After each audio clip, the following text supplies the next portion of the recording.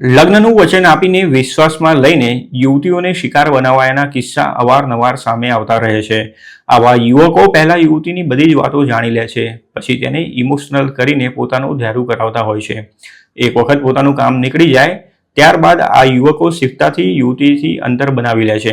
જેટલો સમય આ યુવકો યુવતીઓ સાથે સંબંધ રાખે છે તે દરમિયાન તેનો આર્થિક અને બીજો પણ ફાયદો ઉઠાવતા રહેતા હોય છે। આવી જ એક ઘટના અમદાવાદના ઘાટલોડિયાની એક યુવતી સાથે બની છે। આ યુવતીએ સોલા પોલીસ મથકમાં એક યુવક સામે લગ્નનું ખોટું વચન આપીને તેની અને તેના પરિવાર સાથે 1.5 કરોડ રૂપિયાનું ફ્રોડ કરી હોવાની ફરિયાદ નોંધાવી છે। યુવતીની ફરિયાદ મુજબ મોટેરામાં રહેતા કેતુ પટેલ નામના યુવકે પહેલા મીઠી વાતો કરીને તેનો વિશ્વાસ કેળવ્યો હતો અને પછી સ્ટોક માર્કેટમાં રોકાણ કરી ઊંચું વળતર આપવાની લાલચ આપીને તેના અને તેના પરિવાર સાથે છેતરપિંડી કરી હતી। યુવતીએ ફરિયાદમાં જણાવ્યા મુજબ જુલાઈ 2024માં ઇન્સ્ટાગ્રામ પર કેતુ પટેલે તેને ફ્રેન્ડ રિક્વેસ્ટ મોકલી હતી, જે તેણે એક્સેપ્ટ કર્યા પછી બંને વચ્ચે વાતચીત શરૂ થઈ હતી। થોડા દિવસો પછી કેતુએ યુવતીને ગાંધીનગર મળવા બોલાવી હતી અને તેને લેવા માટે કેબની વ્યવસ્થા પણ કરી આપી હતી। કેતુ તેને કુડાસણ નજીક એક હોટલમાં લઈ ગયો હતો। યુવતીના કહેવા મુજબ કેતુએ હોટલમાં મુલાકાત દરમિયાન લગ્નનું વચન આપ્યું હતું। યુવતીનો વિશ્વાસ કેળવ્યા પછી કેતુએ તેને રોજ સારું એવું રિટર્ન અપાવવાની વાત કરી હતી અને સ્ટોક માર્કેટમાં ઇન્વેસ્ટ કરવાની તૈયાર કરી હતી।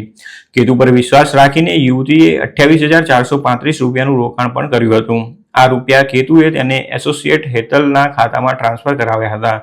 યુવતીને દરરોજ 2,260 થી લઈને 2,270 રૂપિયાનું રિટર્ન મળ્યું હોવાથી તે ખુશ હતી અને તેને આ સ્કીમમાં વધુ રસ પડવા લાગ્યો હતો। યુવતીને પોતાના પર વિશ્વાસ બેસી ગયો હોવાનું જાણી ગયેલા કેતુએ પછી બીજો દાવ ખેલ્યો હતો। તેણે યુવતીને કહ્યું હતું કે તે તેના પરિવારને પણ ઇન્વેસ્ટ માટે તૈયાર કરે। યુવતી તો કેતુ પર આંધળો વિશ્વાસ કરવા લાગી હતી, એટલે તેણે કોઈ રીતે પોતાના પરિવારને સમજાવી લીધો હતો।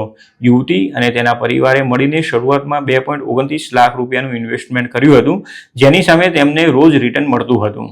ત્યારબાદ કેતુએ બીજી એક પ્રપોઝલ મૂકી હતી। આ વખતે તેણે 44 લાખ રૂપિયાના રોકાણ પર દરરોજ 27,000 રૂપિયાનું રિટર્ન આપવાની વાત કરી હતી। લાલચમાં આવી ગયેલા યુવતી અને તેના પરિવારે કંઈ પણ વિચાર કર્યા વિના ઇન્વેસ્ટમેન્ટ કરી દીધું હતું।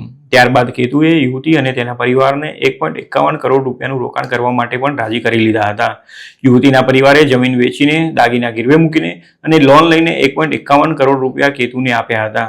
જોકે તે પછી તેમને રિટર્ન મળવાનું બંધ થઈ ગયું હતું અને જ્યારે કેતુને આ અંગે વાત કરતા હતા તો ત્યારે તે બહાના બનાવતો હતો।